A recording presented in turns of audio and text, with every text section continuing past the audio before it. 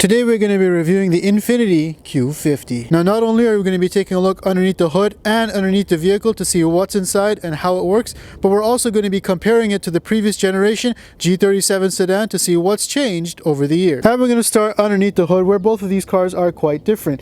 On the Q50 we have a 3-liter V6 that's twin turbocharged. It's Nissan's VR30 DDTT engine and it makes about 300 horsepower. And if you compare that to my brother's G37 sedan, we have a 3.7-liter V6 engine, which is Nissan's Q37 HR engine, and it makes about 328 horsepower. And we're going to start under the hood of the new Q50. Now the first thing that jumps out of you is how compact everything is in here, because they had to stuff a twin turbocharged engine into this mid-sized sedan. The first thing you think about is cooling. You have not one, not two, but 3 radiator caps prominently sticking out at you right in the front. Now taking a look at the layout underneath the hood here, we have the engine right in the middle and it's situated longitudinally for rear-wheel drive.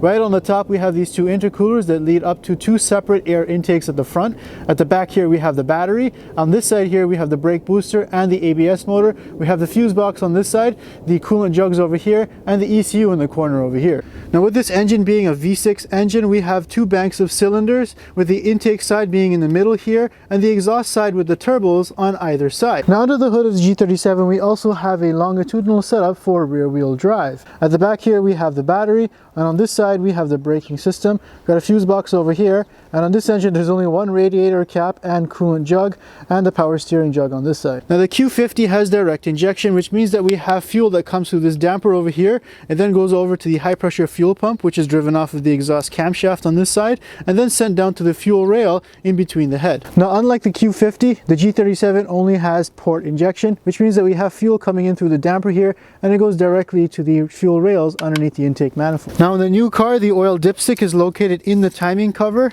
and the oil filler is located on this valve cover, which is plastic. Just like the Q50, the oil checker is inside of the timing chain cover, and the oil filler is located on this plastic valve cover. Now the ignition coils and the spark plugs in this vehicle are located 3 on either side, but they're buried underneath this intercooler, which means it's going to be quite the task in order to change them out. Now the G37 has much easier access to the ignition coils and the spark plugs, 3 on either side. All you got to do is remove the air intake and the throttle body. Now the air intake system on the Q50 is quite unique, and that's because it is twin turbocharged. Air is going to begin its journey at the front here. It's going to go into the air box and get filtered. It's then going to go straight down to the turbocharger, which runs on the exhaust side of the engine to get boosted.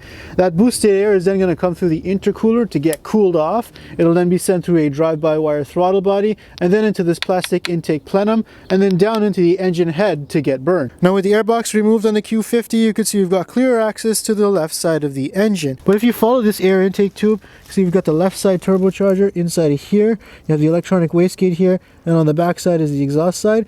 The air will then get boosted from that turbo and come up through this pipe over here and then into the air intercooler. Now the advantage to having the intercoolers at the top here just before the throttle body is a shorter air intake path, which means air just has to come through the air box and go straight to the turbocharger and then to the intercooler right into the throttle body, as opposed to having an air-to-air intercooler where you have to route it back through the front here and then back into the air intake. Now because this engine is naturally aspirated, we have the 2 air intakes on either side that draw fresh air directly into the engine. Now here's where the stock air intake box would sit, where this cold air intake is. Air would then make its way through directly to the throttle body and then into the plastic air intake collector and then down into the engine to get burned. Now with the air intake removed on the G37, we have clear access to the plastic valve cover and 2 of the 3 ignition coils, the 3rd one just under the throttle body. Now the main theme in the Q50's engine bay, as I mentioned before, is cooling, and that's because we have 2 turbochargers in here that create a lot of heat and 2 air intakes that need to be cooled down before going into the engine. Now at the front here we have 3 caps, and this one is not actually a pressure radiator cap, it's just the fill port for the radiator.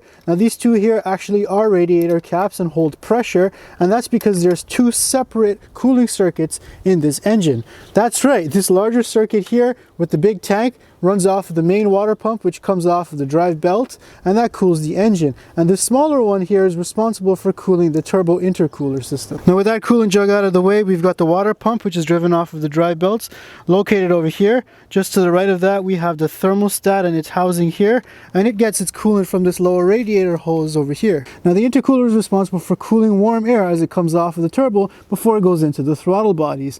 You can see we have the water inlets that come over here, and the outlets that go over to this metal hose to the reservoir. Now the turbo cooling system is separate from the engine cooling system. It's even got its own electric water pump and radiator up at the front. Now the electric water pump is located behind the fog light inside the front bumper here, and the sub radiator is located at the front here in front of the condenser. And here we've got the cooling circuit for just the turbocharged part of this engine with the air intercoolers hooking up at the back here. Now on 400 horsepower models you've got 2 electric water pumps, and on 300 horsepower is just 1 electric water pump that circulates coolant throughout the system and through the mini radiator up at the front here. And here we've got the engine cooling diagram. You can see it's a bunch of hoses that wrap around the perimeter of the engine with provisions for the heater core at the back here, the 2 throttle bodies at the top here, and the oil cooler at the bottom here.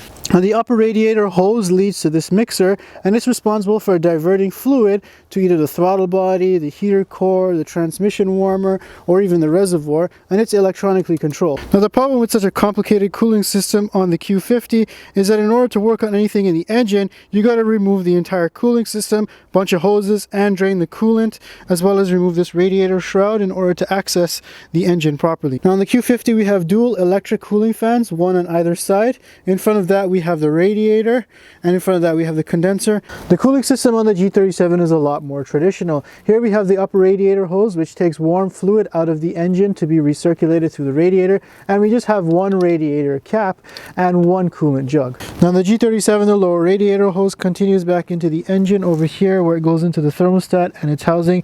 The water pump is not driven off of the drive belt, but in fact it's driven off of by the timing chain way inside of here. Good luck changing that out. The G37 also uses dual electric radiator fans up at the front. Now underneath this cover on the new Q50 we have 3 timing chains, which is great because you don't have to service it over the life of the engine. Now on the insides here we have the 2 intake camshafts that run along the length of the engine, and on the outsides here we have the exhaust camshafts. Now this engine has both variable valve timing on the intake and the exhaust camshafts.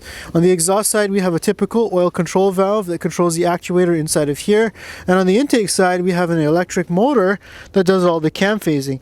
Now this is also repeated on this side over here where we have the intake and the exhaust side. Now underneath the timing cover of the G37 we have 3 timing chains, which is great because you also don't have to replace it or service it, and it's set up very similar to the Q50 where we have the intake camshafts in the middle here and the exhaust camshafts on the outsides here with their manifolds on either side respectively. Now on the G37 there's variable valve timing on both the intake and the exhaust side. However, it is set up a little bit different than the Q50.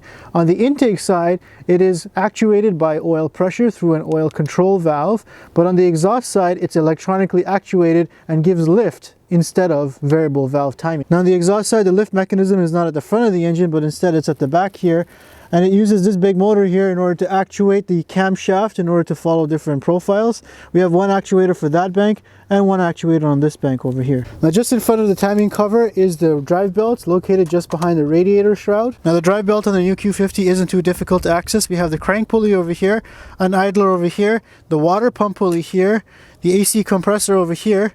Then if we move over to this side, we have the auto tensioner over here, another idler, and way down at the bottom there is the alternator. Now with the airbox removed on the Q50, you can see we've got clear access to the left side of the engine. Now if we follow this AC tube here, you can see we've got the AC compressor located underneath all these tubes, and it's pretty difficult to access. You got to remove a lot of stuff. That AC compressor isn't any easier to get from down here. Here we've got the drive belt on the front of the G37. It's pretty easy to access. We have the crank pulley at the bottom, then 3 different idler pulleys.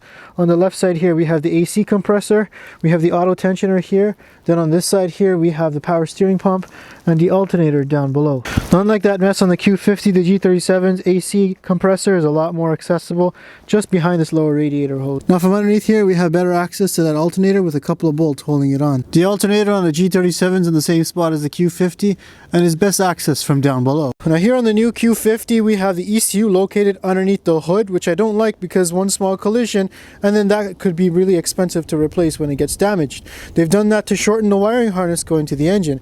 We've also got quite a number of little boxes with relays in them, one over here and one near the battery. Now the battery itself is inside of this plastic housing, which is fine, but you might have to remove this entire cowl in order to replace it because it's quite tucked in there. We've also got the fuse box on the left side of the engine over here, and then a hidden relay way underneath here. Now the G37 doesn't have as much electronics under the hood like the Q50. The ECU is underneath the dash inside where it belongs. Here we have the battery, it's kind of tucked under the cowl there, and the one fuse box, and the only other fuse box under the hood are these two relays over here. Now underneath the Q50, the underbody is pretty flat and it's covered with these plastic panels with the exception of the exhaust for heat radiation. Now underneath the Q50 at the front here we have the engine, and we've got the plastic oil pan here. Luckily it's pretty easy to access when you need to change it out when it starts leaking. We've got the drain bolt located over here and a traditional can style oil filter for easy oil changes. Now to the left of the engine we have the engine oil cooler. Now just like the Q50, the underside of the G37 is pretty flat, but there's not that much plastic here compared to the Q50. Now the age of this car is starting to show. It's just past 9 years old and the subframe is already rusting out. Now because this is my brother's car and it's lowered, it's held together with zip ties, so I'm not even going to try taking these panels off. Now underneath the car we have this access panel to the oil pan, which makes for easy oil changes. The oil filter is just in front of it and it's accessed through this panel down here. However, it still does lend to a lot of drippage on the sway bar and on these plastics when you're changing it out. And here's a look at the left side turbocharger from underneath. You can see that the exhaust system starts here at the turbocharger and goes through this primary catalytic converter underneath this heat shield. Now the exhaust will then make its way through that primary cat through the secondary catalytic converter over here before going through the exhaust pipe around the transmission on both sides to a Y pipe at the back. After the Y pipe, it'll then be sent through these two resonators and then to the muffler at the back. Now this car uses a single dual inlet and outlet exhaust. I'm not sure why they couldn't have just separated it all the way through.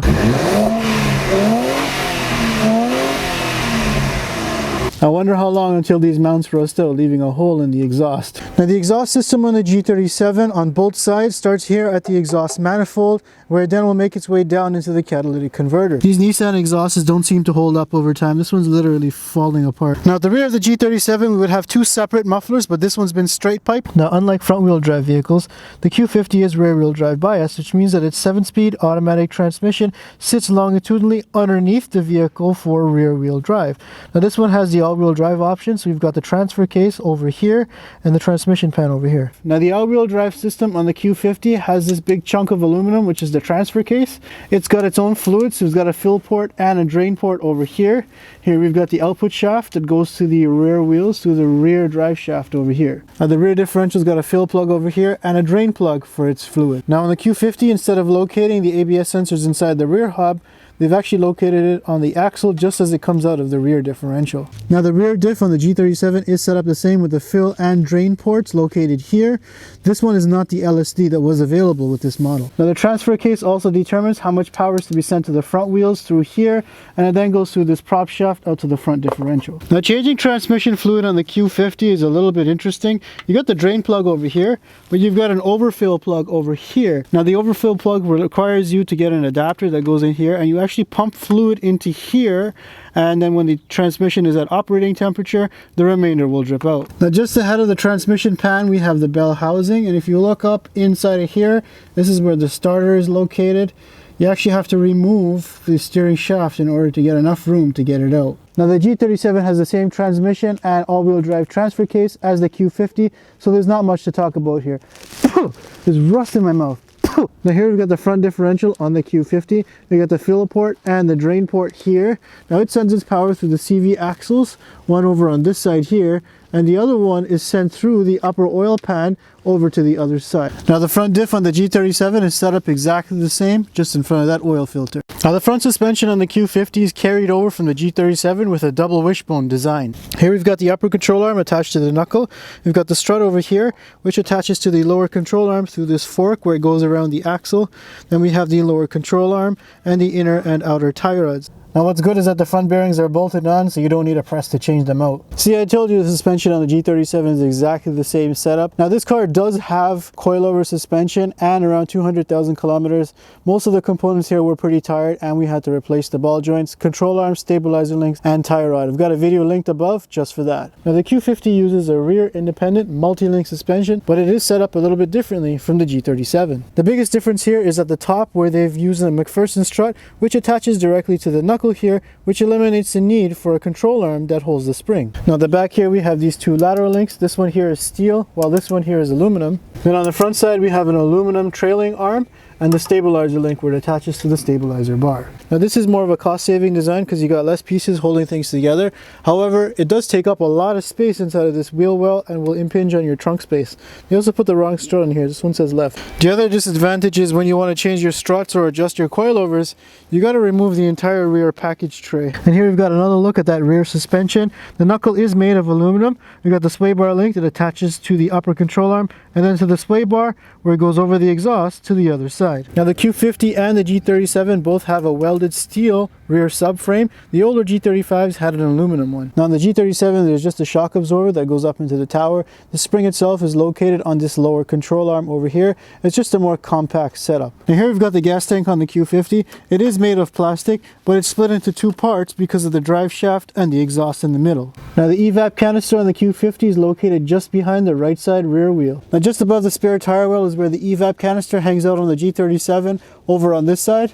On this side here, it's just an empty cavity where you could hide stuff. Now since this Q50 does not have its unique directive adaptive steering system, it just has a rack mounted electric power steering motor here. Now here we are underneath the dashboard of the Q50. Now in some models with the direct adaptive steering, it will physically disconnect the steering shaft from the steering column and artificially give you feedback through an electric motor. Now here we've got the steering rack where it joins to the steering shaft, and we've got a little position sensor over there. Now down at the steering rack, the dynamic steering system consists of a torque sensor on the input shaft here that'll sense road conditions coming through the tie rods, and on this side is the electric motor that actuates the steering. Now inside of that steering column we have a clutch which will decouple the input shaft from the steering wheel from the intermediate steering shaft. We've also got a force actuator which will artificially give the driver feedback. Now just like a true sports sedan, the G37 still uses good old hydraulic power steering, and it feeds the hydraulic power steering pump located down inside of here. When it cycles back around, the fluid is then exchanged through a little radiator and comes back around to be recycled. And here's a look at that power steering radiator up behind the radiator at the front. Now the braking system on the new Q60 is pretty traditional. We have the master cylinder over here and a vacuum actuated brake booster over here. Buried inside of here is the ABS motor, which is responsible for traction stability and autonomous braking features. If you follow this vacuum line, it's actually not powered by the air intake. Instead, it gets its vacuum from this vacuum pump, and that's powered by the exhaust camshaft on the right side of the engine. Now on the G37, the brake setup is the same. However, it does draw vacuum directly from the intake manifold here. Now the front brake setup on the Q50 remain unchanged from the G37 with a dual piston caliper at the front here on a disc rotor. Now the rear brakes on the Q50 are also the same as the G37 with just a single piston caliper at the rear here and a mechanically operated drum style parking brake inside of this disc. Now you might be wondering about the build quality of the Q50 compared to the old G37. Now starting on the inside here, some of the materials don't feel that good, especially the leathers and the steering wheel. The dashboard is just an injection molded plastic, and neither do the door panels feel that great. I feel like I'm just in a 10-year-old Honda. The fit and finish isn't that good either, especially for a brand new luxury sedan. I'm not sure who signed off on this one. You know, it's nice that they give you a tire iron, but they don't even give you a spare to use with it. Now the G37's interior isn't exactly the best, but if you consider the classy styling and the era that this came from, some of the quality materials do make it feel like this is the better vehicle. Yeah, at least they're nice enough to include a spare on the G37. Oh yeah, that plate light bracket rotted out a very long time ago. Now under the hood of the Q50, it's a bit of a mixed bag. We do have a lot of plastics that cover everything here, but there are also a lot of plastics in critical areas such as these coolant hose fittings, the valve covers, or the oil pan that could leak. Now one thing I do like is that we use a metal radiator cover over here. Now overall, the G37 does have its fair share of plastics under the hood, including this composite radiator support. At least things are laid out pretty simple and easy to access where I can identify and work on components. The old one sounds a little bit more tinny than the new one. I like how they included a tiny little cutout here to adjust the headlight aim. Real luxury cars do this automatically, Infiniti. Now, overall, both of these cars are mechanically very similar to each other. The only difference being that the Q50 has a twin-turbo V6 stuffed under that hood. I mean, just look at this thing. It's so compact and tight in here. Everything is going to be pretty hard to work on. You got to take apart part of the cooling system in order to access anything in here. And the reliability of this twin-turbo engine hasn't been proven yet long-term. Now, since both of these cars are mechanically similar, my money would be on the G37 with the naturally aspirated engine. A little bit bigger engine, more power, a lot more room and simpler things to work on in the engine bay, and its reliability has been proven over time. And that's a wrap on the mechanicals of the Q50 compared to the old G37. You tell me which one you prefer in the comment section down below. Make sure you follow me on Instagram for more behind the scenes footage and subscribe for more videos just like this one. Now if you thought the Honda Civic had rice under the hood, the Q50's got spaghetti under the hood.